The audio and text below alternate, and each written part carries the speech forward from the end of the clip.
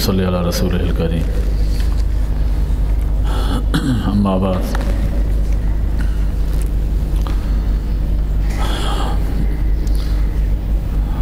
نحو میر کے گزشتہ سبق میں آخر میں اسم کی جو علامات تھیں وہ آپ کے سامنے ان کا تذکرہ آیا تھا۔ یہاں سے فعل کی علامتیں کیا ہیں یہاں سے ان کو بیان کیا جا رہا ہے۔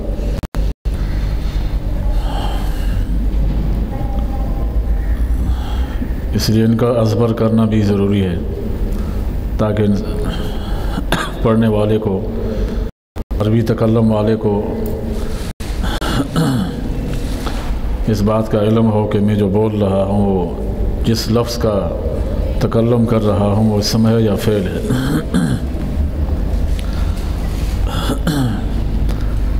تو یہاں پر فعل کی کل جو ہے 8 علامات کا ذکر کر رہے ہیں۔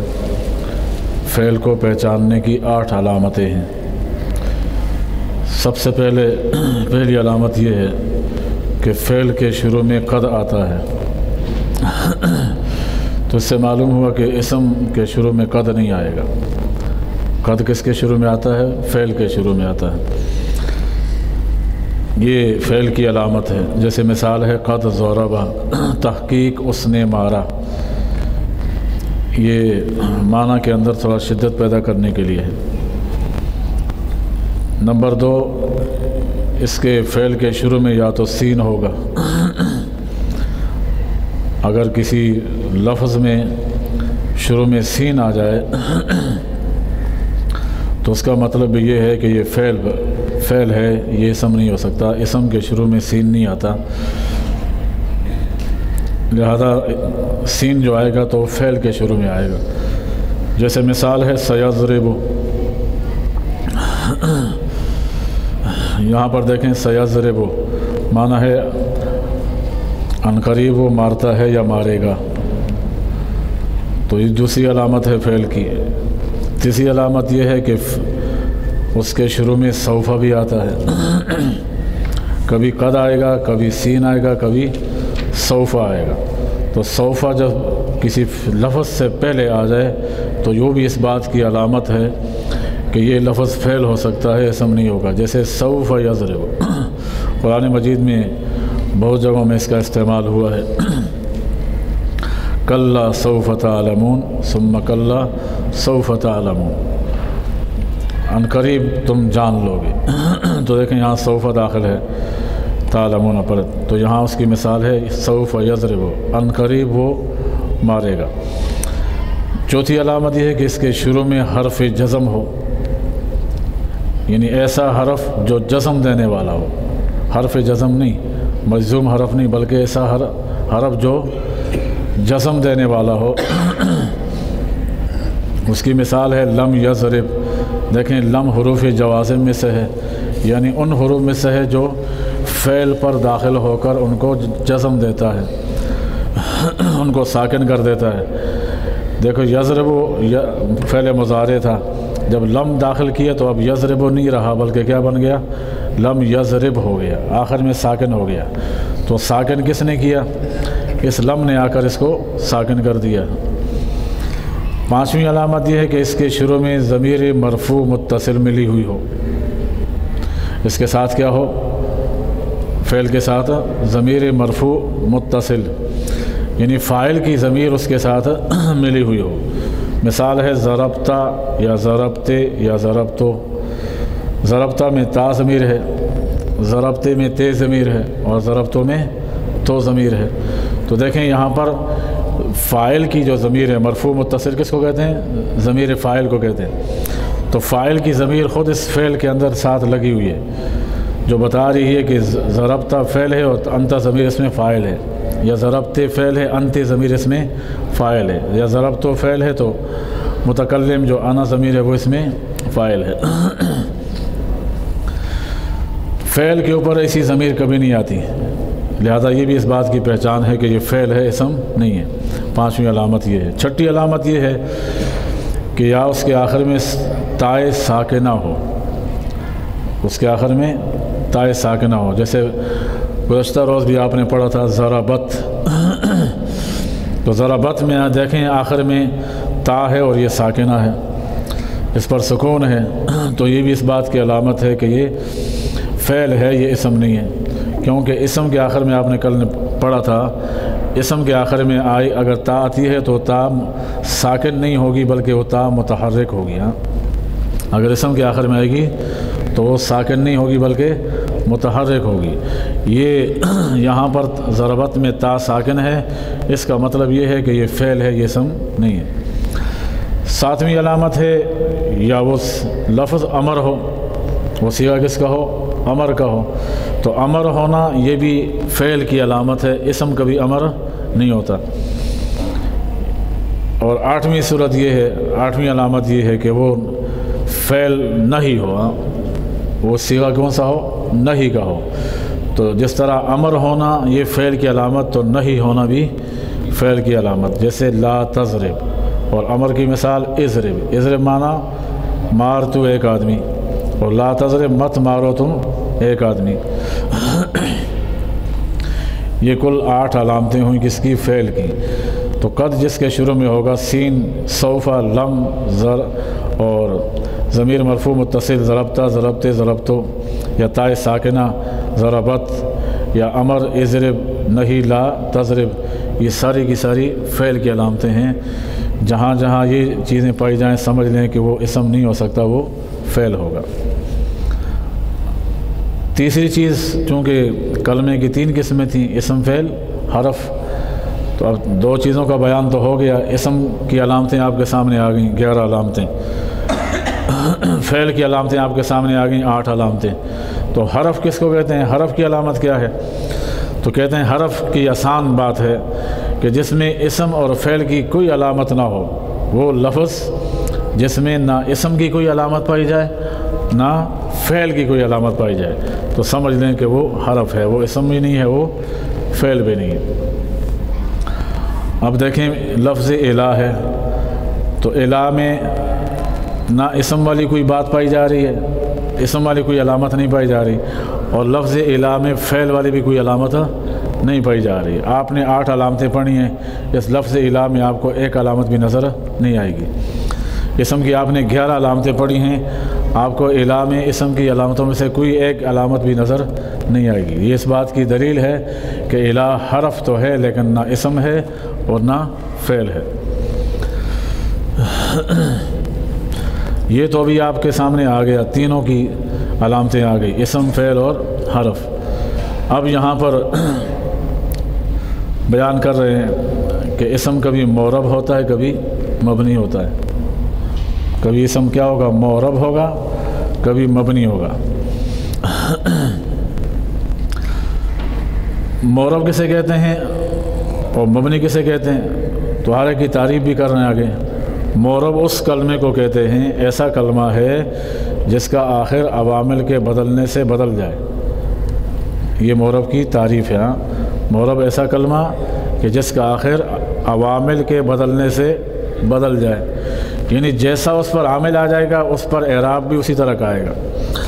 اگر رفع دینے والا عامل ہے تو اعراب رفع والا آئے گا، نصب دینے والا عامل ہے تو اعراب نصب والا آئے گا، جر دینے والا عامل ہے تو اعراب جر دینے والا آئے گا. مثال کے طور پر انہوں نے مثال لکھی ہوئی ہے، جاءنی زیدن، جاءنی زید، ایک مثال دے رہے ہیں، میرے پاس زید آیا. تو دیکھیں یہاں پر لفظ زیدن پر کون سا اعراب ہے؟ 2 پیش ہیں نا، 2 پیش ہیں، ایک پیش نہیں ہے. تو جب 2 پیش ہیں تو سمجھ لیں کہ یہ معرب ہے، مبنی نہیں ہے. کیونکہ میں نے کل آپ کو بتایا تھا کہ معرب جو ہے اس کے اوپر تنوین آ سکتی ہے، مبنی پر تنوین نہیں آ سکتی ہے. تو اس سے ایک تو معلوم ہوا 2 پیش کی وجہ سے یہ تو آپ کے علم میں آ گئی یہ بات کہ یہ مبنی تو نہیں، یہاں مبنی نہیں ہو سکتا، یہ معرب ہے. دوسری بات یہ ہے کہ ہم نے ابھی کہا تھا یہ معرب کی تعریف کی تھی، تو معرب ہونے کی ایک علامت تو یہ آ گئی کہ اس میں 2 پیش ہے. ہاں، تو اس سے معلوم ہو کہ یہ معرب ہے. اور جا اس میں عامل ہے، جا عامل نے اس کو کیا کیا؟ رفع دیا کہ آیا میرے پاس زید. تو آنے والا کون ہے؟ زید ہے نا. تو زید میں آنے کی صفت پائی جا رہی ہے، تو آنے والا، کھانے والا، جانے والا، ہاں یہ کون ہوتا ہے؟ کس کا معنی ہے؟ یہ فاعل کا معنی ہے۔ کس کا ہے؟ یہ فاعل کا معنی ہے کہ زید آیا، میرے پاس آیا کون؟ زید آیا، تو آنے والا زید ہے تو زید فاعل بن گیا، تو جاء نے کیا کیا؟ زید کو رفع دیا۔ ہاں اب دیکھو وہی زید ہے، زید وہی ہے، لیکن آگے وہ دیکھو اس پہ نصب آ گیا، وَرَأَيْتُ زَيْدًا، ہے وہی زید ہے۔ اس پہلی مثال میں زید ان پر دو پیش تھی، اور دوسری مثال میں زید کے اوپر دو زبر آ گئی، زبر آ گئی نا۔ تو یہ زبر کیوں آئی؟ کیونکہ عامل بدل گیا۔ عامل کون سا ہے؟ رأیت فعل ہے۔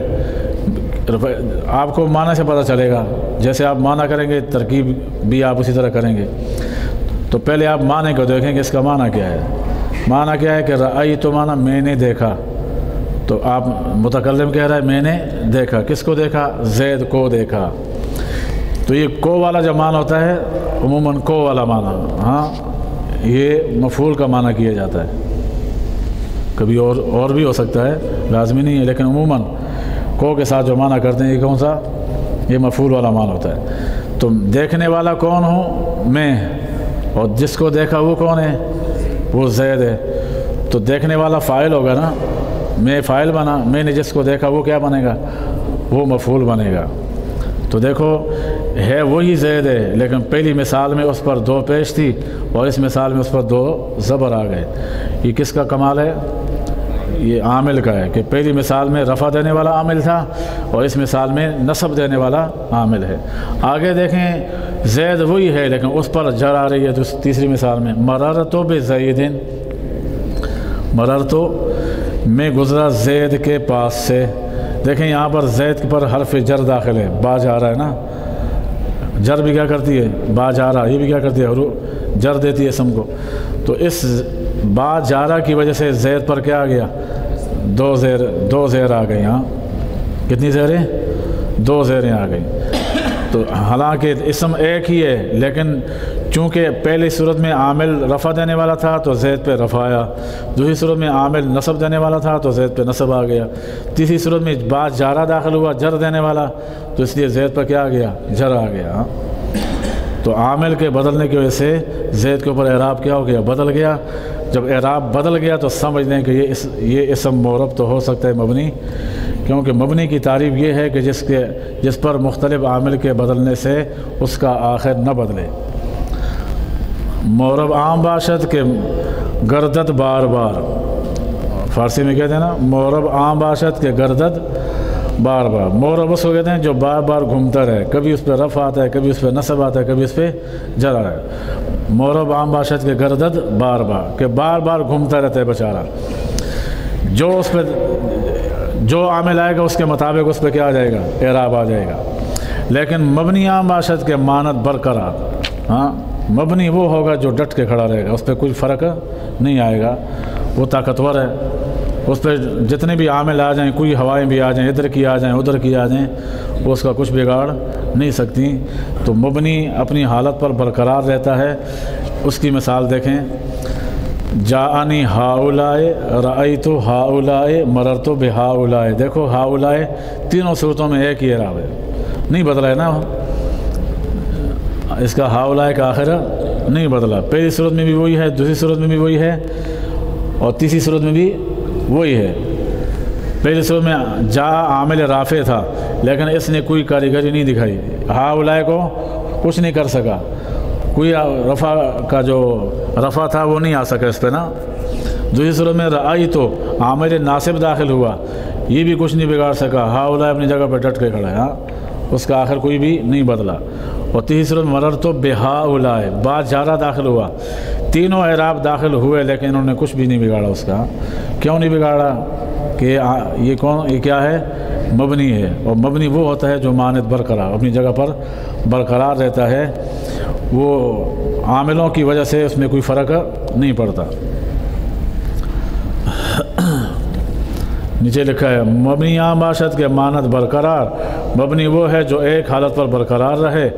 معرب عام باشد کے گردد بار بار، معرب وہ ہے جو بار بار بدلتا رہے، معرب وہ ہے جو عاملوں کی مختلف ہونے کی وجہ سے اس پہ اعراب بھی کیا ہو؟ بدلتا رہے۔ اقسام معرب اور مبنی۔ آگے مورب و مبنی کی اقسام بیان کر رہے ہیں۔ تو یہاں تک تو یہ پتہ چل گیا، پہلے اسم فعل کی علامتیں آ گئیں حرف کی، پھر یہ بتایا کہ کلمات جو بھی ہیں، جتنے بھی کلام عرب میں کلمات ہیں، وہ دو باتوں سے خالی نہیں ہوں گے، یا تو مورب ہوں گے یا وہ مبنی ہوں گے۔ جتنے بھی کلمات ہیں کلام عرب میں، وہ ان دو چیزوں سے خالی، یا وہ کلمہ مورب ہوگا یا وہ کلمہ مبنی ہوگا۔ پھر مورب کسے کہتے ہیں؟ جس کا آخر عوامل کے آنے سے، مختلف عوامل کے آنے سے بدل جائے، اور مبنی وہ ہے جس کا آخر مختلف عوامل کے آنے سے بدلے نہیں۔ یہ ان کی تعریف ہو گئی۔ آگے پھر ان کی اقسام بیان کر رہے ہیں۔ کہتے ہیں تمام حروف، جتنے بھی حروف ہیں نا، حروف کی جتنی بھی اقسام ہیں، چاہے حروف جارہ ہوں، حروف نواسب ہوں، حروف تحقیق کے لیے جو آتے ہیں، ان کا ان لیتا، حروف تشبیہ، تو یہ جو ان کا ان لیتا لیکن لعل، حروف مشبہ بالفعل ہیں، یہ بھی کیا ہے؟ اسی میں شامل ہیں۔ مطلب یہ کہ حروف کی جتنی بھی اقسام ہیں، جو بھی آپ پڑھیں گے آگے، وہ سارے کے سارے حروف کیا ہیں؟ وہ مبنی ہیں۔ سمجھ آئی؟ حروف سارے کے سارے مبنی ہیں۔ جب تک وہ حرف برائے حرف ہے تو مبنی ہیں، لیکن جب وہ کلمہ بنتے ہیں، جب وہ کیا بنیں گے؟ کلمے میں تبدیل ہوں گے، تو پھر وہ بعد میں یا مورب ہو سکتے ہیں یا پھر مبنی ہو سکتے ہیں۔ لیکن حروف اگر ہیں تو حروف اپنی حالت میں کیا ہوں گے؟ وہ مبنی ہی رہیں گے۔ تو پہلی بات تو یہ کہ جتنے بھی حروف ہیں سارے مبنی ہیں۔ دوسری بات، افعال میں سے کون سے مبنی ہیں، کون سے مورب ہیں؟ تو افعال میں سے فعل ماضی اور امر حاضر معلوم، یہ تو ٹوٹل مبنی ہے۔ فعل ماضی پورا کا پورا کیا ہے؟ مبنی ہے۔ اور امر حاضر کے جو صیغے ہیں، جو 6 صیغے ہوتے ہیں نا، امر کے اور نہیں کے، وہ بھی سارے کیا ہیں؟ وہ بھی مبنی ہیں۔ البتہ فعل مضارع کے اندر، فعل مضارع میں سوائے دو صیغوں کے یا سوائے نون تاکید کے، باقی سارے کیا ہیں؟ مورب ہیں۔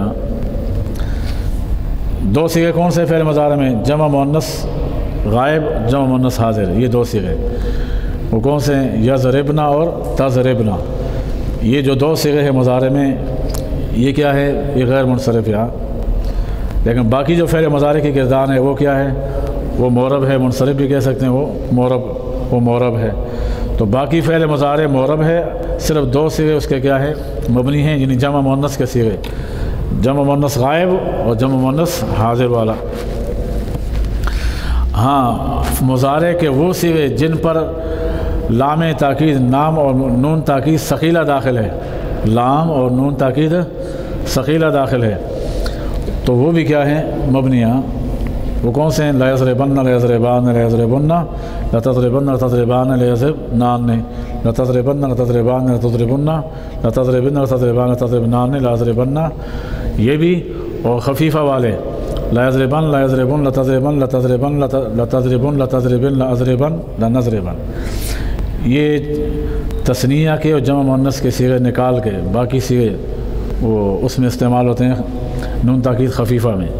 بہرحال تو اتنا سمجھ لیں کہ فعل مضارع وہ جس پر نون تاکید داخل ہو، چاہے تاکید ثقیلہ ہو جو تشدید کے ساتھ ہے، چاہے تاکید خفیفہ ہو، لا یضربن، لا یضربن، یہ خفیفہ ہے، تو یہ دونوں کے دونوں گردانے کیا ہیں؟ یہ بھی مبنی ہیں، یہ دونوں گردانے بھی مبنی ہیں۔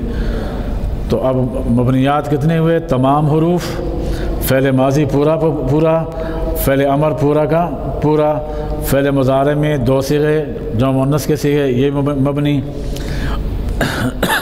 اسی طرح فعل مضارع جن پر نون تاکید اور نون تاکید ثقیلہ، نون تاکید خفیفہ، یہ دو گردان ہیں۔ ان کے علاوہ باقی جتنی گردان ہیں وہ ساری کیا ہیں؟ مورب ہیں۔ باقی ساری گردانیں وہ مورب ہیں، یہ مبنیات میں سے ہیں۔ البتہ ایک قسم اور بھی ہے مورب کی، وہ ہے اسم متمکن، اس میں وہ بھی آگے آ جائے گا اس کا بیان۔ کہتے ہیں البتہ اس میں جان لو کہ تمام حروف مبنی ہیں افعال میں سے فعل ماضی اور امر حاضر معروف، فعل مضارع کے وہ صیغے جن کے ساتھ نون جمع مؤنث یا نون تاکید کا ہو، میں نے کہا خفیفہ بھی اسی میں شامل ہے، ہاں تاکید ثقیلہ ہو یا تاکید خفیفہ ہو، دونوں اس میں شامل ہیں، یہ سب مبنی ہیں۔ اور اس میں غیر متمکن بھی مبنی ہے، اس میں متمکن ہوتا ہے اور دوسرا غیر متمکن ہوتا ہے۔ تو اس میں متمکن کی آگے آپ 16 قسمیں پڑھیں گے، 16 قسمیں اس کی آتی ہیں، وہ اس میں متمکن کہلاتی ہیں۔ تو اس میں متمکن اور اس میں غیر متمکن، جہاں اس میں غیر متمکن ہے وہ تو سارا کا سارا مبنی ہے۔ البتہ اس میں متمکن وہ معرب ہے، لیکن یہ تب تک معرب ہے جبکہ ترکیب میں واقع ہو، اگر وہ ترکیب میں واقع نہ ہو تو پھر وہ بھی کیا ہوگا؟ مبنی ہوگا۔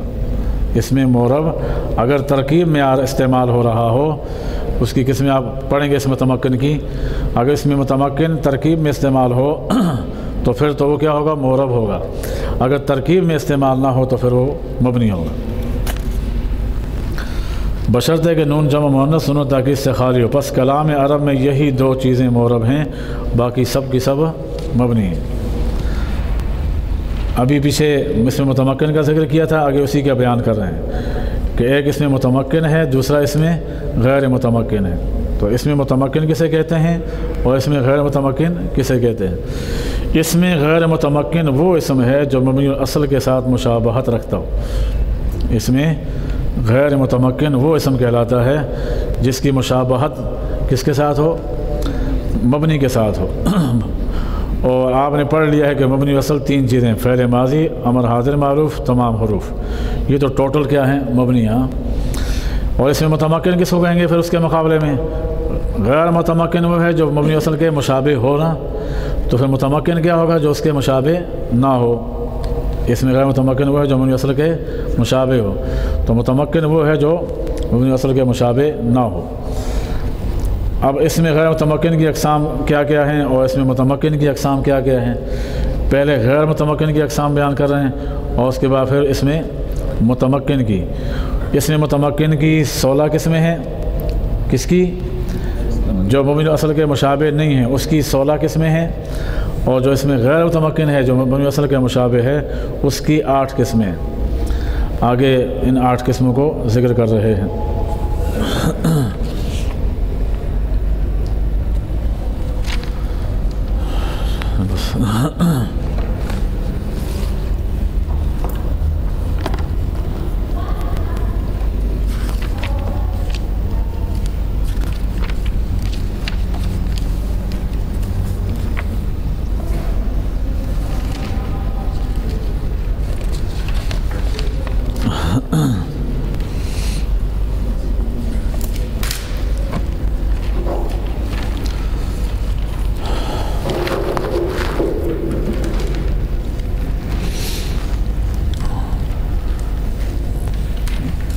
گزشتہ روز کل ارشاد الصرف میں بعض صیغوں کی تعلیل کا بیان آیا تھا۔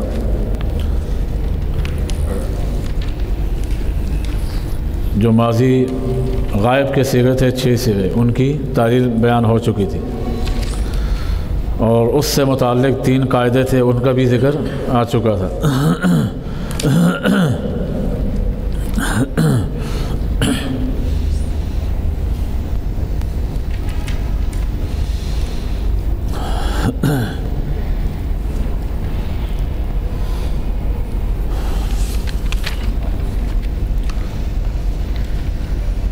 تو آخر میں یہ قانون آپ نے پڑھا تھا کہ کلام عرب میں 4 حرکتوں کا پے در پہ ایک ہی کلمے میں آنا یہ ممنوع ہے، منع ہے۔ اس لیے ہم نے ضربنا میں نون سے پہلے جو با ہے اس کو ساکن پڑھا تھا، مفتوح نہیں پڑھا تھا، تاکہ 4 حرکتیں پے در پہ لازم نہ ہو جائیں۔ اس کے بعد آگے مخاطب کے صیغوں کی بنا اس کا ذکر کر رہے ہیں، جو مخاطب کے صیغے تھے، ضربا، ضربا، ضربو، ضربتا، ضربنا، یہ غائب کے 6 صیغے تھے، ان کی بنا تو ہو چکی تھی۔ آگے ضربتا، ضربتما، ضربتم الی آخرہ، یہ جو مخاطب کے 6 صیغے ہیں، یہاں سے ان کی بنا اور اس کی تعلیل کو بیان کر رہے ہیں۔ تو ضربتا واحد مذکر مخاطب کا صیغہ ہے، اس کو ہم نے بنایا ہے ضربہ سے۔ ضربتا کو کس سے بنایا؟ ضربہ سے۔ ضربہ واحد مذکر غائب کا صیغہ تھا، ہم نے چاہا کہ واحد مذکر مخاطب کا صیغہ بنائیں، تو اس کے لیے کیا کیا؟ تو تائے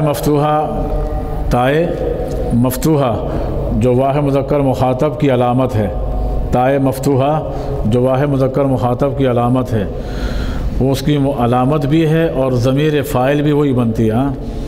تو اس کے آخر میں، ضربہ کے آخر میں تائے مفتوحہ واحد مذکر مخاطب کی علامت اور ضمیر فاعل وہ لے کر آئے ماقبل کے سکون کے ساتھ، ماقبل کے سکون کے ساتھ، یعنی با کو ساکن کیا۔ تو ضربہ سے کیا بن گیا؟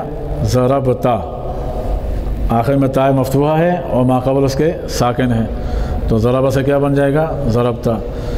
تثنیہ کا صیغہ ضربتما، اس کو ضربتا سے بنایا ہے، ضربتا کو تو ضربہ سے بنایا ہے، لیکن پھر آگے جو تثنیہ کے جمع کے صیغے ہیں ان کو کس سے بنایا؟ ضربتا سے بنایا گیا ہے۔ تو ضربتما کو ضربتا سے کیسے بنایا؟ ضربتا تو واحد مذکر مخاطب کا صیغہ تھا، تو تثنیہ بنانے کے لیے ہم نے الف علامت تثنیہ اور یہی ضمیر فاعل بھی بنتی ہے، یہ ہم نے اس کے آخر میں لگا دی، میم مفتوحہ ماقبل کے ضمہ کے ساتھ، میم مفتوحہ الف سے پہلے میم مفتوحہ ماقبل کے ضمہ کے ساتھ لے آئے، تو کیا بن گیا؟ ضربتا سے ضربتما، تو آخر میں الف ہے، اس سے پہلے میم مفتوحہ اور میم مفتوحہ کے ماقبل ضمہ، ضربتما، تو ضربتا سے کیا بن گیا؟ ضربتما بن گیا۔ ضربتم کو بھی ضربتا سے بنایا، وہ کیسے بنایا؟ اس کا طریقہ یہ ہے کہ واو ساکن علامت جمع مذکر، یہ جمع مذکر کی علامت بھی ہے، واو ساکن علامت جمع مذکر، اور یہی اس ضمیر فاعل کی ضمیر بھی بنتی ہے، یہ ہم نے اس کے آخر میں لے آئے۔ البتہ میم کو ہم نے ضمہ دیا، میم کو ضمہ دیا تا اور واو کے بیچ میں، میم مضمومہ لے آئے تا اور واو کے بیچ میں، اور پھر کیا کیا؟ واو کو ہم نے حذف کر دیا اور میم کو ساکن کیا، تو ضربتا سے ضربتم ہو گیا۔ آپ اس کو یوں سمجھیں، انہوں نے کہا کہ واو علامت جمع مذکر اور یہی ضمیر فاعل بھی ہے، یہ ہم نے اس کے آخر میں لائی، لیکن کیسے لائی؟ میم مضمومہ ماقبل کے ضمہ کے ساتھ تا اور واو کے بیچ میں، تو اصل میں تھا ضربتما سے ضربتمو، کیا بنے گا؟ ضربتمو، واو ساکن ہے، واو ساکن سے پہلے میم مضمومہ ہے، اور میم مضمومہ سے پہلے بھی تا پر ضمہ ہے نا، تو ضربتما سے جب ہم نے واو ساکن اور ماقبل میم بھی مضموم اور میم سے پہلے جو تا ہے وہ بھی مضموم، دونوں مضموم لائے، تو کیا بنے گا؟ ضربتمو بنے گا۔ اب اس کو پڑھنا دشوار ہے، ضربتمو، تو ہم نے کیا کیا؟ پھر واو کو حذف کر دیا اور میم کو ساکن کر دیا، واو کو حذف کر کے میم کو ساکن کر دیا، کیونکہ میم کو ہم نے ضمہ اس لیے دیا تھا کہ واو آ رہا تھا، تو واو کی وجہ سے میم کو ضمہ دیا تھا، اب واو نہیں رہا تو ضمے کی ضرورت بھی نہیں رہی، جب نہیں رہی تو ضربتمو سے ضربتم بن گیا۔ یہ اس کی تعلیل ہے ضربتم کی، اس کو ضربتا سے یوں بنایا ہے کہ پہلے واو ماقبل میم اور تا کے ضمہ کے ساتھ لائے تو ضربتما سے ضربتمو ہوگا، اور پھر آخر میں جو واو تھا اس کو پڑھنا دشوار ہے، تو آسانی کے لیے کیا کیا؟ واو کو حذف کیا، اور جب واو کو حذف کیا تو میم پر ضمے کی ضرورت نہیں رہی، جب ضرورت نہیں رہی تو کیا بن گیا؟ میم ساکن ہو گیا، تو بن گیا ضربتم، ضربتم ہو گیا۔ آگے اسی سے متعلق قانون ہے، ضربتم سے متعلق، اس قانون کا نام بھی یہ ہے ضربتم اور انتم کا قاعدہ۔ کیا قاعدہ ہے؟ وہ یہ ہے، ہر وہ واو جو اس میں غیر متمکن کے آخر میں آئے ماقبل کے ضمہ کے ساتھ، ہر وہ واو جو اس میں غیر متمکن کے آخر میں آ جائے ماقبل کے ضمہ کے ساتھ، تو کیا کریں گے؟ ایسی واو کو بھی حذف کریں گے وجوبی طور پر، ہاں ایسی واو کو وجوبی طور پر حذف کریں گے، جیسے ہم نے ابھی کیا ضربتمو، تو ضربتمو میں یہ اسم ضربتم جو ہے اس میں غیر متمکن ہے، کیونکہ ضمیر ہے یہ نا، یہ ضمیر ہے، جو غیر متمکن ہے تو اس کے آخر میں واو ساکن ہے، ماقبل اس کے ضمہ ہے، اس لیے ہم نے کیا کیا، اس قاعدے کی وجہ سے اس کے آخر سے واو کو کیا کیا، گرا دیا، اور جب واو گرایا تو اس کے ساتھ ضمے کو بھی کیا کرے، اس کی ضرورت نہیں رہے گی، اس کو بھی گرا دیں گے، تو ضربتم سے کیا بن گیا، ضربتم۔ لیکن پھر اشکال ہوگا کہ پھر تو ہوا میں بھی واو ہے آخر میں، اس کو بھی کیوں نہیں حذف کرتے، پھر ہوا، ہما، ہم، ہیا، ہما، ہننا ضمیر ہے نا، تو ضمیروں میں بھی تو آخر میں واو ہے، اور یہ بھی غیر متمکن ہے، ضمیر بھی ہے، آخر میں واو بھی ہے، اور اس میں غیر متمکن ہے، تو اس کو حذف کیوں نہیں کرتے؟ اس کا جواب دے رہے ہیں کہ یہ تو اصل ضمیر ہے، ہاں یہ ہوا میں جو واو ہے یہ اصل ضمیر ہے، اور اصل ضمیر کو کبھی حذف نہیں کر سکتے۔ آگے یہ تو جمع کے جو صیغے تھے اس کی تعلیل بیان کی، آگے مؤنث کے صیغوں کی تعلیل کیا ہے اس کو بیان کر رہے ہیں۔ ضربتا، ضربتما، ضربتم، اس کے بعد کیا ہے، ضربتے، پھر ضربتما، ضربتنا، یہ 3 صیغے مؤنث کے ہیں۔ ضربتے واحد مؤنث مخاطب کا صیغہ ہے، اس کو ہم نے بنایا کس سے، ضربتا واحد مذکر مخاطب کے صیغے سے۔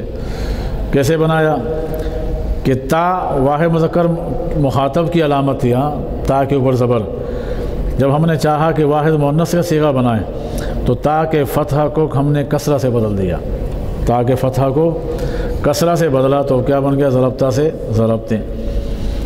ضربتما اس کو ضربتے سے بنایا، اور اس کے بنانے کا طریقہ وہی ہے جو ضربتما میں بنایا تھا آپ نے۔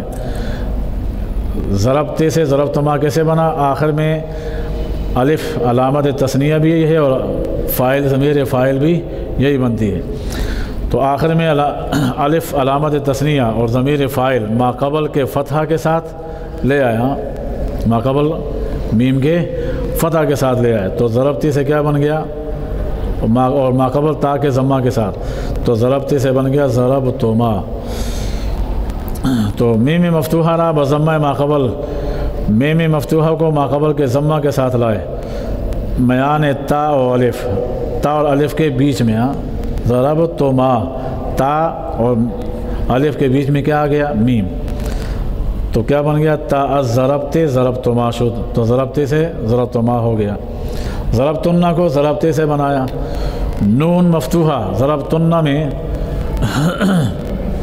اس کو ہم نے ضربتے سے بنایا ہے، تو نون مفتوحہ جو جمع مؤنث کی علامت ہے اس کے آخر میں یہ لے آئے ہم، ضربتے کے آخر میں نون مفتوحہ علامت جمع مؤنث اور ضمیر فاعل لے آئے، لیکن آخر میں اس سے ماقبل کیا کیا، میم ساکن کو ماقبل کے ضمہ کے ساتھ لائے، میم ساکن کو ماقبل کے ضمہ کے ساتھ، اور درمیان میں تا اور نون کے بیچ میں، تو لیکن میم جو ہے چونکہ نون کے ساتھ دونوں قریب المخرج تھے، میم اور نون دونوں قریب المخرج تھے، تو میم کو نون کیا، نون کو نون میں ادغام کیا، تو بن گیا ضربتنا، اصل میں تھا ضربتمنا، دیکھیں پہلے نون لگایا ہم نے، آخر میں کیا کیا، ضربتے کے آخر میں نون لگایا، تو ضربتے کے آخر میں جب ہم نے نون لگایا تو ماقبل کیا کیا، میم ساکنہ کو ماقبل کے ضمہ کے ساتھ تا اور نون کے بیچ میں لائے،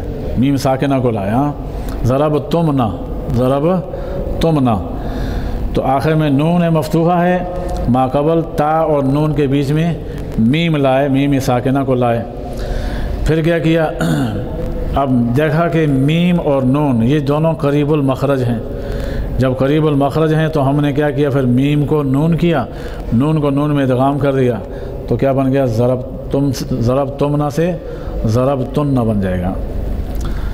یہ تو تعلیل تھی ان 3 صیغوں کی، جو واحد مؤنث مخاطب، تثنیہ مؤنث مخاطب اور جمع مؤنث مخاطب۔ آخر میں متکلم کے 2 صیغے ہیں، ضربتو، یہ جو متکلم کا صیغہ ہے اس کو ہم نے ضربہ سے بنایا، کس سے بنایا، اس لیے کہ بحث الگ ہے نا، تو ضربہ سے بنایا، کس طرح بنایا، تائے مضمومہ جو واحد متکلم کی علامت ہے، تائے مضمومہ ماقبل کے سکون کے ساتھ ضربہ کے آخر میں لے آئے، ضربہ کے آخر میں لے آئے، تو کیا بن گیا، ضربہ سے ضربتو، تائے مضمومہ ماقبل کے سکون کے ساتھ اس ضربہ کے آخر میں لگا دیا، تو کیا بن گیا، ضربہ سے ضربتو۔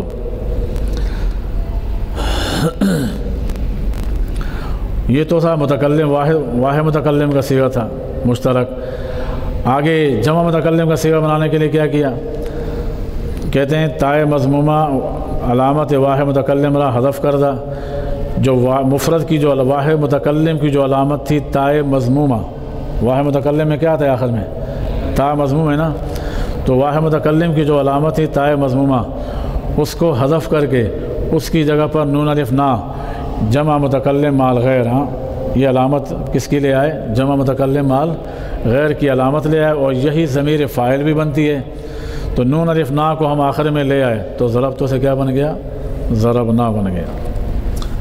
یہ فعل ماضی کے جو 14 صیغے تھے ان کی تعلیل ہوئی۔ کہتے ہیں کہ جو فعل ماضی معلوم ہے تو فعل ماضی مجہول جو ہے اس کی جو تعلیل ہے اس کو اسی ماضی معلوم کی تعلیل پر قیاس کر لیں۔ صرف اتنی بات ہے کہ ماضی معلوم سے ماضی مجہول بنانے کا طریقہ یہ ہے، ماضی معلوم سے ماضی مجہول بنانے کا طریقہ یہ ہے کہ آخر کے ماقبل کو کسرہ دیں گے۔ ماضی معلوم سے ماضی مجہول بنانے کے لیے آخر کے ماقبل کو کسرہ دیں گے، اور اس کے علاوہ جو حرف مفتوح ہے اس کو کیا کر دیں گے؟ ضمہ دے دیں گے۔ جو مفتوح حرف ہے اس کو کیا کریں گے؟ ضمہ دیں گے، جیسے ضربہ سے ضربہ، ضربہ الاخری را ضربہ الاخری بنا کر دن، ضربہ الاخری پوری گردان کو ضربہ الاخری سے بنایا۔ جیسے آپ نے وہاں صیغے پڑھے تھے کہ فلاں صیغے کو فلاں سے بنایا، تو مجہول میں بھی فلاں صیغے کو فلاں سے بنایا۔ البتہ معلوم سے مجہول کیسے بناتے ہیں تو اس کا طریقہ یہ بتا رہے ہیں۔ حرف اول لا ضمہ، پہلے حرف کو کیا کیا؟ ضمہ دیا، آخر کے ماقبل کو کسرہ دیا تو ضربہ سے بن گیا ضربہ۔ آگے اسی سے متعلق جو ہے قاعدہ بیان کر رہے ہیں۔ کہتے ہیں در ہر ماضی مجہول ثلاثی مجرد و رباعی مجرد در باب فعل و تفعیل و مفعلہ، یہ ایسا قاعدہ بیان کر رہے ہیں کہ جو صرف ثلاثی مجرد کی ماضی کی مجہول کے لیے نہیں ہے، بلکہ دیگر جتنے ثلاثی مزید کے ابواب ہیں یا رباعی مجرد اور کے اندر جو رباعی مزید ان کے جو ابواب ہیں ان میں جو ماضی مجہول بنائی جائے گی، جو طریقہ ثلاثی مجرد کی ماضی مجہول بنانے کا ہے وہی طریقہ ان ابواب کی ثلاثی مزید وغیرہ کے ماضی مجہول بنانے کا طریقہ بھی وہی ہے۔ صرف اتنا فرق ہے کہ ان میں الفاظ زیادہ ہیں، ان میں الفاظ کم ہیں، وہ مزید ہیں، یہ مجرد ہے۔ وہ کیا طریقہ ہے؟ قانون قاعدہ یہ ہے، ہر وہ ماضی مجہول جو ثلاثی مجرد کی ہے اور رباعی مجرد کی، یا باب فعل ہے تو اس کی، باب تفعیل ہے تو اس کی، اور باب مفعلہ تو اس کی، ان سب کی ماضی مجہول میں کیا کریں گے؟ حرف اول کو ضمہ دیں گے اور آخر کے ماقبل کو کسرہ دیں گے وجوبی طور پر۔ ان سب کی ماضی مجہول بنانے کے لیے کیا کریں گے؟ شروع والے حرف کو ضمہ دیں گے اور آخر کے ماقبل کو کسرہ دیں گے، بشرطے کہ پہلے سے اس میں کسرہ نہ ہو۔ اگر کسی کی ماضی میں آخر کے ماقبل میں پہلے سے ہی کسرہ ہو، وہاں کسرہ دینے کی ضرورت نہیں ہے، پہلے سے مکسور ہے وہ۔ لیکن جہاں کسرہ نہیں ہوگا تو وہاں پر کیا کرنا پڑے گا؟ آخر کے ماقبل کو کسرہ دینا پڑے گا۔ باقی جو حروف ہوں گے اس کے علاوہ، آخری حرف کے علاوہ باقی جو اس سے پہلے حروف ہوں گے ان کو ضمہ دیں گے۔ اس کے بعد جو ہے فعل مضارع معلوم کی بنا ہے۔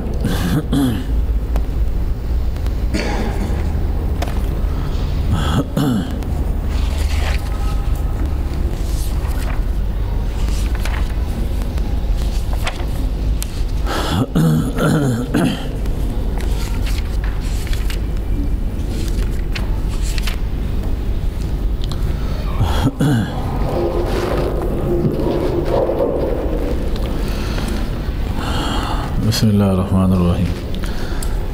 سراجی میں کل آپ کے سامنے سب سے پہلے علم میراث کی تعریف وغیرہ بیان ہوئی، اس کا ماخذ اس کا ذکر کیا، پھر میت کے مال کے ساتھ کتنے حقوق متعلق ہوتے ہیں ان 4 حقوق کا بیان تھا، اور اس کے بعد پھر جو آخری حق ہے کہ مال کو قرضہ ورضہ دینے کے بعد جو بچ جائے گا وہ رسام تقسیم کریں گے، تو ممکنہ طور پر وراثت کتنے لوگوں کو جاری کی جا سکتی ہے، وہ کتنی اقسام بن سکتی ہیں جن کو وراثت منتقل کی جا سکتی ہے میت کی، تو ممکنہ طور پر وہ تقریباً 10 قسمیں تھیں جو آپ نے پڑھی تھیں۔ تو اجمالی طور پر میں دوبارہ بیان کر دیتا ہوں۔ سب سے پہلے اصحاب الفرائض کو دی جاتی ہے، ان سے بچ جائے تو پھر عصبہ کو دیں گے۔ اصحاب الفرائض سے لازمی بچے گی وراثت، تو ان کو دیں، سب سے پہلے اصحاب الفرائض کو دیں گے۔ ان سے بچنے کے بعد جو مال بچا عصبہ کو دیں گے، عصبہ بنفسہ ہی، عصبہ نسبی کو دیں گے۔ تیسری قسم جو آج کے دور سے متعلق نہیں ہے، سابقہ دور میں تھا، عصبہ سببی۔ تیسری اور چوتھی قسم دونوں اسی سے متعلق ہیں۔ موجودہ دور میں یہ دونوں قسمیں نہیں پائی جاتی ہیں، تو اگر یوں کہا جائے تو پھر زیادہ بہتر ہوگا کہ آج کے اس دور میں میت کے مال کے ساتھ 8 حقوق متعلق، میت کے مال کو 8 قسموں میں تقسیم کیا جا سکتا ہے، یعنی ممکنہ طور پر وراثت جو جاری ہو سکتی ہے تو وہ 8 قسموں تک منتقل ہو سکتی ہے۔ تو 2 قسمیں چونکہ نہیں ہیں، عصبہ سببی اور اس کے عصبات، یہ 2 چونکہ بیچ میں نہیں ہیں، تو اس لیے ابتدا کس سے ہوئی؟ اصحاب الفرائض سے۔ اگر اصحاب الفرائض سے بچ گیا تو عصبہ نسبی کو، عصبہ نسبی اگر نہ ہوں کسی کے، عصبہ نسبی کی آپ نے 4 قسمیں پڑھی تھیں، کون ہیں؟ سب سے پہلے فروع، بیٹا، پوتا، پڑ پوتا، سکر پوتا وغیرہ، پھر اصول، باپ دادا، پردادا، سکر دادا، لکڑ دادا وغیرہ۔ نمبر 3 باپ کے فروع، کس کے؟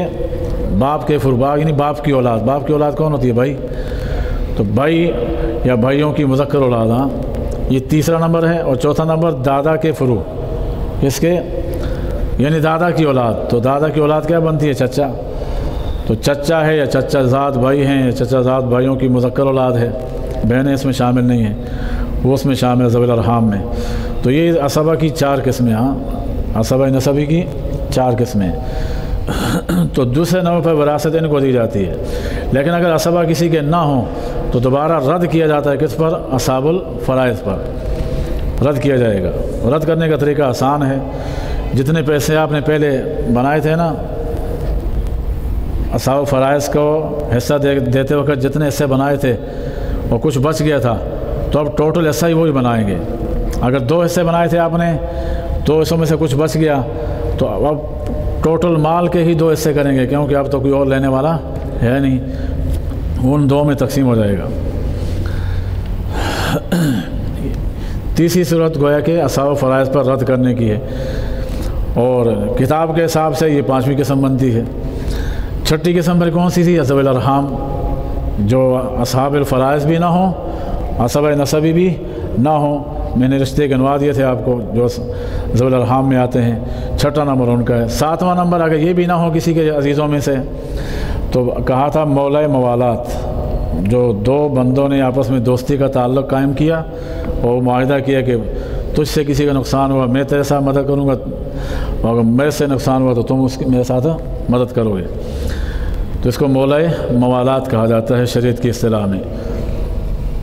یہ بھی ایک عقد ہوتا ہے، لہذا اگر کسی کے اور عزیز و اقارب نہ ہوں سوائے ایسے 2 دوستوں کے، تو مرنے کے بعد جس کا وہ دوست زندہ ہے اس کی وراثت کیا کریں گے؟ اس کے زندہ دوست کو دے دیں گے، اس لیے کہ جب وہ دنیا میں ایک دوسرے کی خیرخواہی کرتے تھے، تاوان اٹھاتے تھے، تو مرنے کے بعد فائدہ بھی تو ملنا چاہیے پھر، جس کو حدیث میں کیا فرمایا گیا؟ الغرم بالغنم، تاوان کس کے بدلے میں؟ فائدے کے، غنیمت کے بدلے میں۔ 7ویں قسم یہ ہوگی۔ 8ویں قسم جس نے کسی نے دوسرے کے اوپر نسب کا دعویٰ کیا کہ یہ بچہ میرا ہے، یا یہ کوئی گرا پڑا ملا کہا یہ میرا بھائی ہے، تو جس پر نسب کا دعویٰ کیا ہے تو وہ وارث بنتا ہے، لیکن جب یہ 7 قسمیں نہ ہوں، جب یہ 7 میں سے اگر وہ ہیں تو انہی کو دیں گے۔ یہ اس کا نمبر سب سے آخر میں آتا ہے، یہ 8ویں نمبر پہ آتا ہے۔ البتہ اس کو ملنے کی بھی 2 شرطیں تھیں، میں نے آپ کے سامنے بیان کی تھی۔ پہلی شرط یہ ہے کہ اس کا نسب کسی اور سے ثابت نہ ہو۔ دوسری شرط یہ ہے کہ مرتے دم تک جس نے کہا کہ یہ میرا بیٹا ہے یا میرا بھائی ہے، مرتے دم تک اس اقرار پر ثابت قدم بھی ہو، یعنی کہ آج مفاد کے لیے اقرار کر لیا، کل مفاد نہیں ہوا تو انکار کر دیا، ایسا نہ ہو۔ اور 9ویں قسم یہ ہے کہ اگر کسی کے لیے کل مال کی وصیت کی تھی تو ہم نے تو ایک تہائی نافذ کر دی تھی پہلے، 2 تہائی بچ گیا تھا، تو اگر کسی کے لیے کل مال کی وصیت کی ہے تو اب چونکہ رشتہ دار کو اس کا ہے نہیں تو سارا مال اس کو دیں گے جس کے لیے کل مال کی وصیت کی ہے۔ 10ویں قسم یہ ہے کہ کوئی بھی کسی کا نہ ہو تو حکومت کے فنڈ میں جائے گا۔ یہ وہ اقسام تھیں جو ممکنہ طور پر کسی کی وراثت جو ہے جس کو تقسیم ہو سکتی ہے، وہ 10 اقسام کا بیان تھا۔ آگے موانع کا ذکر ہے۔ موانع لفظی معنی اس کا معنی کا معنی رکاوٹ، دیوار کے بھی آتے ہیں۔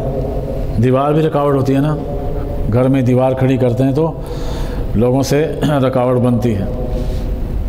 اصطلاح میں کہتے ہیں جس کی وجہ سے، معنی اس چیز کو کہتے ہیں جس کی وجہ سے وراثت کا حکم کسی معین آدمی سے مفقود ہو جائے، منتفی ہو جائے، ایسے معنی کی وجہ سے جو اس کی ذات میں پایا جاتا ہے، اس کو بولتے ہیں معنی۔ معنی اس شے کو کہا جاتا ہے یا اس سبب کو کہا جاتا ہے جس کی وجہ سے وراثت کا حکم کسی بندے سے مرتفع ہو جائے، ختم ہو جائے، کسی ایسی رکاوٹ کی وجہ سے جو خود اس کی ذات میں پائی جاتی ہے۔ حالانکہ اگر دیکھا جائے تو وارث تھا، لیکن اس میں کوئی ایسا معنی، ایسی خرابی پائی جاتی ہے کہ اس کی وجہ سے وارث نہیں بن سکتا۔ تو کیا خرابیاں ہیں؟ وہ 4 ہیں جس کو یہاں پر بیان کیا ہے۔ سب سے پہلے غلامی ہے۔ اگر کسی کا باپ یا کسی کا بیٹا، کسی کا بھائی جو وارث بننے والا تھا وہ کسی کا غلام بنا ہوا ہے تو غلامی کے ہوتے ہوئے اس کو وراثت نہیں دے سکتے، اس لیے کہ آقا کے پاس جو غلام کے پاس جو بھی ہوگا وہ کس کا ہوگا؟ وہ اس کے آقا کا ہے، تو غلام کا اپنا کچھ بھی نہیں ہے۔ تو اگر ہم اس غلام کو دیں گے بھی تو ڈائریکٹ کس کے پاس جائے گا؟ تو فائدہ تو نہیں ہوا نا اس کو وراثت دینے کا، نقصان ہی ہوگا الٹا۔ تو اس لیے غلامی چاہے کامل ہو اور چاہے ناقص ہو۔ کامل غلامی جیسا کہ مکاتب ہے یا قن ہے، قن بولتے ہیں مکمل غلام کو، قاف نون زیر قن، اور مکاتب بھی کامل غلام ہی ہے، اس لیے کہ کل اگر یہ بدل کتابت دینے سے عاجز آ گیا تو نئے سرے سے کیا بن جاتا ہے؟ غلام بن جاتے ہیں نا۔ تو مکاتب کے اندر غلامی کامل ہوتی ہے لیکن ملکیت ناقص ہوتی ہے، اور مدبر جو ہے اس میں غلامی جو ہے وہ ناقص ہوتی ہے لیکن ملکیت کامل ہوتی ہے۔ جب تک وہ آقا زندہ ہے تو اسی کا ہے، کسی اور کا نہیں ہو سکتا۔ جو ہی آقا مر گیا تو فوراً کیا ہو جائے گا؟ آزاد ہو جائے گا۔ دیکھو اس مکاتب کے اندر غلامی کامل ہے اور اس کے اندر ملکیت کامل ہے، کس میں؟ مدبر میں۔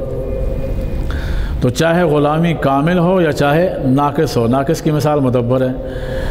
جو کسی کا باپ کسی کا غلام بنا ہے تو بیٹے کی وراثت باپ کو نہیں ملے گی، کسی کا بیٹا کسی کا غلام بنا ہے، باپ مر گیا تو باپ کی وراثت بیٹے کو نہیں ملے گی۔ پہلا سبب یہ ہے۔ تو دیکھیں یہ وراثت سے کوئی اور چیز معنی نہیں تھی، وہ وارث بن سکتا تھا، اپنا بیٹا تھا، بیٹا وارث نہیں بنے گا تو کون بنے گا؟ لیکن چونکہ اس میں ایسا سبب پایا گیا ہے اس کی وجہ سے ہم اس کو وراثت نہیں دے سکتے۔ دوسری صورت ہے قتل۔ اگر کوئی قاتل بن گیا اپنے ہی مورث کا جس نے وراثت چھوڑی ہے، اس کا قاتل بن گیا تو ظاہر بات ہے پھر اس کو وراثت نہیں ملے گی۔ البتہ چونکہ قتل کی 5 قسمیں ہیں، ان 5 قسموں میں صرف ایک صورت قتل کی ایسی ہے جس میں وراثت ملتی ہے قاتل کو۔ 5 قسموں میں سے ایک قسم وہ ہے جس میں قاتل کو وراثت ملتی ہے، باقی 4 قسموں میں وراثت اس کو نہیں ملتی۔ کن قسموں میں ملتی ہے؟ جس میں یا تو قصاص واجب ہوتا ہو یا کفارہ واجب ہوتا ہو۔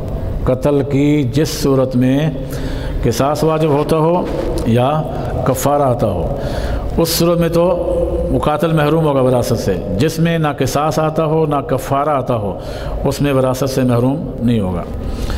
تو 5 قسمیں کون سی ہیں؟ قتل عمد ہے، جان بوجھ کر کسی کو دھاری دار ایسی چیز سے مارا جس سے انسان قتل ہو جاتا ہے۔ باپ نے بیٹے کو مار دیا، معاذ اللہ، بیٹا نے باپ کو قتل کر دیا، بھائی نے بھائی کو قتل کر دیا، تو اب یہ قاتل کیا ہوگا؟ وراثت سے محروم ہوگا۔ باپ نے بیٹے کو مارا ہے تو بدلے میں اگرچہ شریعت یہ کہتی ہے کہ باپ کو قتل قصاص تو آتا تھا لیکن باپ کو قصاص میں قتل نہیں کرتے جزئیت کی وجہ سے، لیکن وراثت سے کیا ہو جائے گا؟ باپ محروم ہو جائے گا۔ باپ کو بیٹے کی وراثت نہیں ملے گی۔ اسی طرح باپ کو معاذ اللہ بیٹے نے مار دیا تو بیٹا بھی باپ کی وراثت سے کیا ہو جائے گا؟ وہ محروم ہو جائے گا، کیونکہ اس پہ قصاص آتا ہے۔ کفارہ 3 صورتوں میں آتا ہے۔ قتل شبہ آمد، یہ تو آمد تھا، شب آمد کا مطلب ہے کہ مارا تو جان بوجھ کر ہے، لیکن ایسی چیز سے نہیں مارا جس سے عام طور پر انسان قتل ہو جائے. جیسے وہ مثال قرآن مجید میں اللہ تعالیٰ فرماتے ہیں فَوَكَّزَهُ مُوسَىٰ فَقَضَىٰ عَلَيْهِ. موسیٰ علیہ السلام نے قبطی کو ایک مکہ لگایا، رسید کیا، آرام سخت نہیں مارا تھا، آرام سے مارا تھا، لیکن موسیٰ علیہ السلام تھے، وہ اللہ کے پیغمبر تھے. 40 جنتیوں کی طاقت اللہ دنیا میں ایک پیغمبر کو دیتے ہیں، تو 40 جنتیوں کی طاقت وہ ایک مکہ کیسے برداشت کرتا؟ اگرچہ ہلکا پھلکا لگا تھا لیکن برداشت نہیں کر پایا، جان دے دی. تو مکے سے آدمی عام طور پر قتل نہیں ہوتا، تو نہ یہ مارا تو تھا موسیٰ علیہ السلام نے، مارا تو قصدن تھا لیکن ارادہ قتل کا نہیں تھا، ورنہ مکے سے عام طور پر انسان قتل ہوتا ہے. تو اس میں کفارہ تو آتا ہے لیکن قصاص نہیں آتا، دیت آتی ہے. تو لہذا اس صورت میں بھی اگر کسی نے اس طور پر کسی کو قتل کر دیا، اپنے بھائی کو یا بیٹے کو وغیرہ کو، تو بھی وراثت سے کیا ہو جائے گا؟ محروم ہو جائے گا. تیسری صورت قتل خطا ہے. سامنے شکار آ رہا تھا، شکار کر رہا تھا، دیکھا کہ شکار ہے، اس کو مارا، قریب جا کے دیکھا تو اپنا بیٹا نکلا، قریب جا کے دیکھا اپنا بھائی نکلا، تو لہذا یہ قتل خطا ہے. اس میں بھی دیت بھی آتی ہے اور کفارہ بھی. قاتل پہ کفارہ آئے گا، 2 ماہ لگاتار روزے رکھنے پڑیں گے. تو چونکہ کفارہ ہے نا اس صورت میں، اس لیے قاتل کیا ہوگا؟ وراثت سے محروم ہوگا. چوتھی صورت قتل شبہ خطا، خطا تھا اور شبہ خطا. چوتھی صورت شبہ خطا کی صورت یہ ہے، جیسے عموماً ایسا ہوتا ہے، بعض دفعہ واقعات پیش آتے ہیں، بچہ ماں کے ساتھ سویا ہوا ہے، ماں اچانک نیند میں تھی، اس بچے پہ پلٹ گئی، اس کی سانس بند ہو گئی، بچہ قتل ہو گیا، بچہ مر گیا. تو جان بوجھ کے تو نہیں مارا، خطا ہوا ہے، لیکن ہو تو گیا. لہذا اس صورت میں بھی عورت پر کیا آئے گا؟ ماں پر کفارہ آئے گا. کفارہ واجب ہے اس کے اوپر، 2 ماہ لگاتار روزے رکھے گی، اور اس کے ساتھ ساتھ عورت کے خاندان پر دیت بھی واجب ہے جو بچے کے خاندان والوں کو دی جائے گی. یہ کتنی صورتیں ہوگی؟ کل 4 صورتیں ہوگی. تو ان چاروں میں قاتل وراثت سے کیا ہو جائے گا؟ محروم ہو جائے گا. اگر بچے اس صورت میں بچے کا اگر مال ہو تو وہ مال اس کی والدہ کو نہیں ملے گا، وراثت میں نہیں لے سکتی وہ. آخری صورت جس کو بولتے ہیں قتل بالسبب، قتل بالسبب کہتے ہیں. اس کی صورت یہ ہے کہ اپنی زمین میں انسان نے کوئی کھدائی کر رہا تھا، لوگ مکان بناتے ہیں اس کے لیے پہلے نیچے جگہ کھودتے ہیں، یا کوئی اور چیز بنا رہا تھا، کوئی کنواں بنا رہا تھا اپنی زمین میں بنا رہا تھا، اپنا ہی بیٹا آ کے گر گیا یا اپنا بھائی آ کے گر گیا اور مر گیا. اس صورت میں یہ سبب تو بنا ہے، کیونکہ اگر اس نے گڑھا نہ کھودا ہوتا تو آ کے گرتا بھی نہیں، مرتا نہ گرتا نہ مرتا. اس کی وجہ سے کیا ہو گیا؟ وہ گرا ہے اور مر گیا ہے. تو لیکن اس نے جان بوجھ کے تو نہیں کیا، سامنے تھا، اس کو خیال کرنا چاہیے تھا. تو اس لیے اس صورت میں یہ وراثت سے محروم نہیں ہوگا. یہ جس نے گڑھا کھودا تھا، چاہے اپنا بھائی تھا یا چاہے باپ تھا، بیٹا تھا، وہ وراثت سے محروم نہیں ہوگا، کیونکہ اس صورت میں کفارہ بھی نہیں ہے. جب کفارہ نہیں ہے تو وراثت سے محروم بھی نہیں ہے. یہ 5 صورتیں ہیں اس کی. یہ 2 سبب ہو گئے، ایک تو غلامی، دوسرا قتل. لیکن قتل کی صرف یہ آخری صورت جس کی وجہ سے محروم ہوتا ہے. 4 صورتوں میں محروم ہوتا ہے، آخری صورت میں محروم نہیں ہوتا. تیسری صورت یا تیسرا سبب جس کی وجہ سے انسان وراثت سے محروم ہوتا ہے، وہ ہے دین کا اختلاف. مسلمان کافر کا وارث نہیں، کافر مسلمان کا وارث، اگرچہ باپ بیٹا کیوں نہ ہو. باپ نعوذ باللہ کافر ہے، بیٹا مسلمان ہے، باپ کا انتقال ہوا، بیٹا اس کا وارث نہیں بنے گا. بیٹا کافر ہے، باپ مسلمان ہے، بیٹا مر گیا، باپ اس کا وارث نہیں کہلائے گا. آخری صورت ہے اختلاف دارین. یہ پہلی 3 صورتیں جو تھیں یہ مسلمانوں کے حق میں تھیں، پہلی 3 صورتیں. لیکن جو آخری صورت ہے یہ کافروں کے حق میں ہے، یہ مسلمانوں کے حق میں نہیں ہے. دارین کا اختلاف کا مطلب یہ ہے کہ ملکوں کا اختلاف. دار کا معنی اگرچہ وہ ہوتا ہے گھر، لیکن یہاں مراد دار سے مراد دار نہیں ہے بلکہ ملک مراد ہے. جیسے دار حرب اور دار اسلام. ہمارا پاکستان دار اسلام ہے اور باہر امریکہ ہو گیا، انڈیا ہو گئی، ہمارے لیے کیا ہیں؟ دار الحرب کہلاتے ہیں.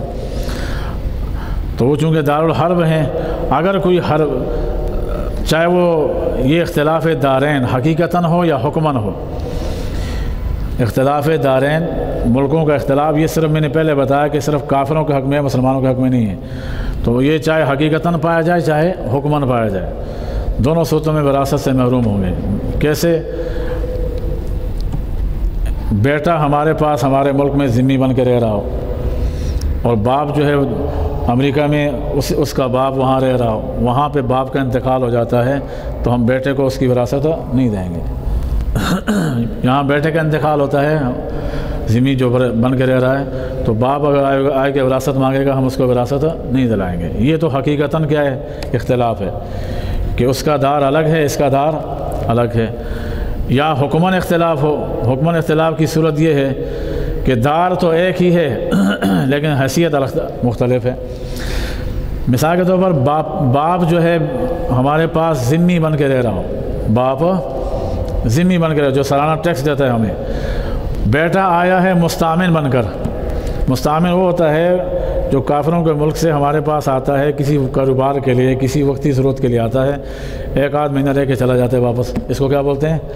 عربی میں اس کو مستعمن کہا جاتا ہے۔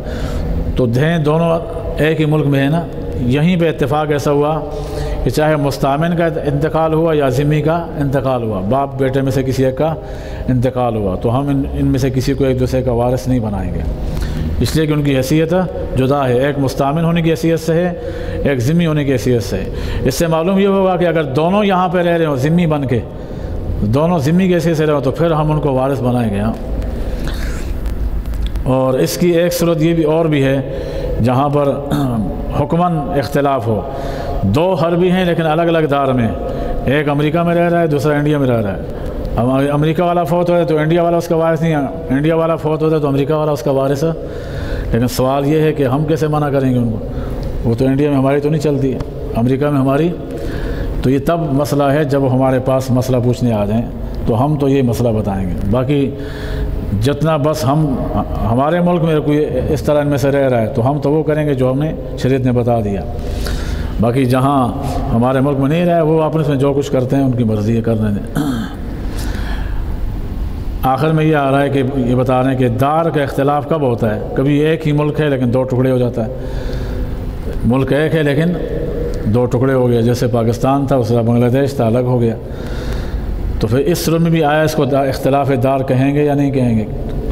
تو اختلاف دار تب ہوتا ہے جب کسی جگہ کے رہنے والے اپنا صدر، وزیر اعظم یا جو بھی ہوتا ہے اصطلاحات ہیں، اپنا صدر کسی کو الگ بنا دیں، اپنی فوج بھی الگ بنا دیں، اب ہم سمجھیں گے کہ ان کا دار الگ ہو گیا، ہمارا دار الگ ہو گیا۔ تو دار کا اختلاف تب پایا جاتا ہے جب اپنا لشکر، اپنی فوج الگ بنا دیں اور اپنا حاکم جو ہے وہ کسی کو الگ منتخب کر دیں، اس کے سامنے اب ہم کہہ سکتے ہیں کہ ان کا ملک الگ ہے، ہمارا ملک الگ ہے۔ وآخر دعوانا الحمدللہ رب العالمین، الحمدللہ رب العالمین، والصلاة والسلام على سید الانبیاء والمرسلین۔ اللهم وفقنا لما تحب وترضى من القول والعمل ونية الهدى. اللهم نسألك التقى والعفاف والغنى يا رب العالمين. اللهم نسألك علما نافعا ورزقا واسعا وعملا متقبلا وشفاء من كل داء. صلى الله على النبي وصحبه أجمعين برحمتك يا